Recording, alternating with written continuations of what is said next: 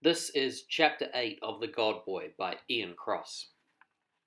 What did you think of that fire at Albertville? I asked Mum after tea. She said.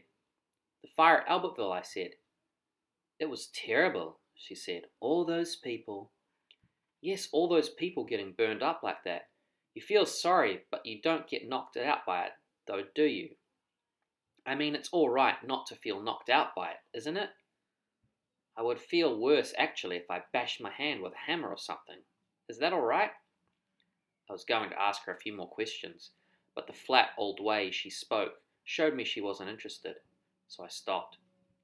I was home after that time with Bloody Jack on the wharf, and for the first time I was starting to feel like my old self. She hadn't said much to me at all, which was a relief in some ways. As I came back from the wharf, I had remembered how silent Mum had been when I was first home from school, and it came to me that perhaps she blamed me for Dad going back in a rage that morning. There was that blasted wind blowing away, and me leaning into it, pushing slowly up the road, slowly with the lupins and the marram grass, shaking and rustling at the edge of the footpath, and baby handfuls of sand spattering into me, and it getting dark and a long time since I had eaten anything. Yet I didn't much want to go home. But no matter how slowly you go, you always get home, and no matter how much you can duck, you can't duck what is going to happen. Only this night nothing happened. Not at first.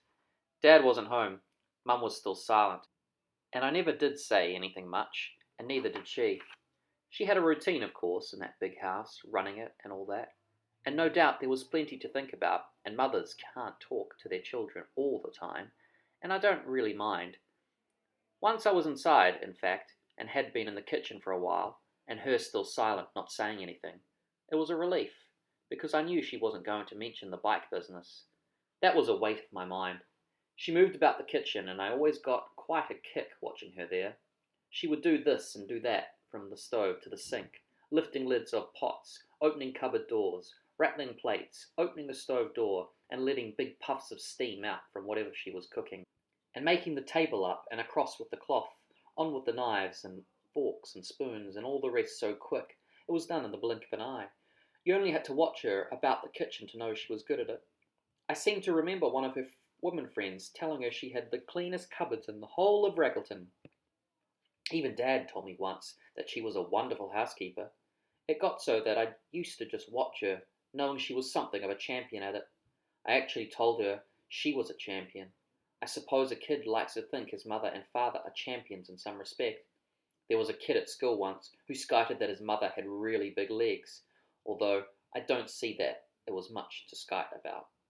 It shows you, though, so I don't mind her not talking, and I watched her getting my tea, and all we said was pass this and pass that, please and thank you and excuse me, with her adding a few more words, like more of this and more of that, and add me saying thanks. She was big, as I've probably said, and strong-looking, and her hair was straight and shining, and she had a face some people would say was too long. In fact, when I was a tiny kid, I seem to remember her saying that people said just that, and big brown eyes, but now I'm getting her mixed up. I suppose it's because I can think of three of her, as she was long, long ago. She was full of beans then, tossing me into the air so high and laughing so loud, with bright eyes, shiny black hair, and a face that had a lot of bone in it. Some faces are soft and fleshy, and you would never guess that there was any bone there, but in her face you could see the bone under the smooth skin, around her cheeks and on her forehead and around her jaw, which I dare say was somewhat longer than most. Once there I saw a picture of the Duke of Wellington, and he reminded me a little bit of my mother in the face. Whether it was before or after the Battle of Waterloo in 1815, I can't say.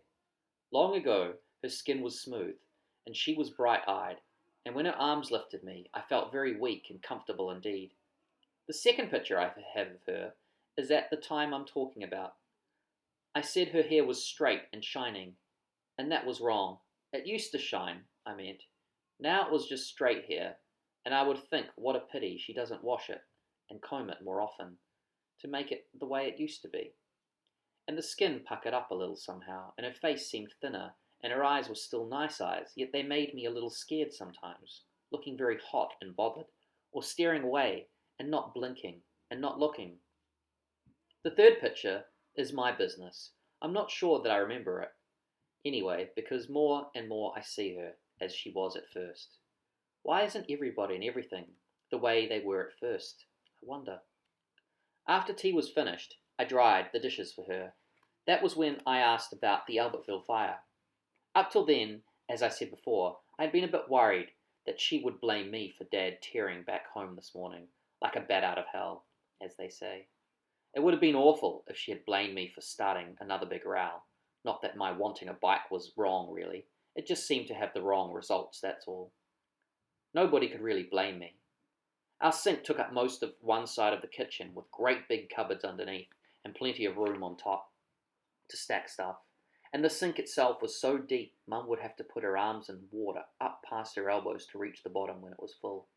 I stood beside her with a big white tea towel, and though usually I could never dry dishes as fast as she could wash them, I didn't have any trouble keeping up with her this night. And then she said out of the blue, "How would you like to go away for a holiday, Jimmy?" I nearly dropped a cup.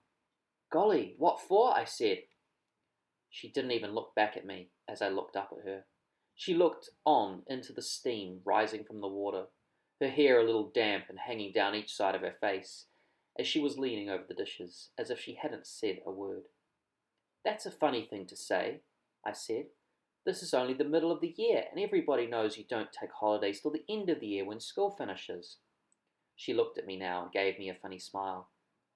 "I had a letter from Molly, and she has made some friends in Wellington who have a little brother the same age as you, and Molly says they would like you to go and stay with them for a few days." "When did the letter from Molly come?" I asked. "This is Tuesday, and she writes on Sundays. Post on Monday, and we get them on Wednesday." "It came this afternoon, son. She must have posted it early." "Where is it?" I asked. I always liked to read Molly's letters, and now and then I would write one to her myself.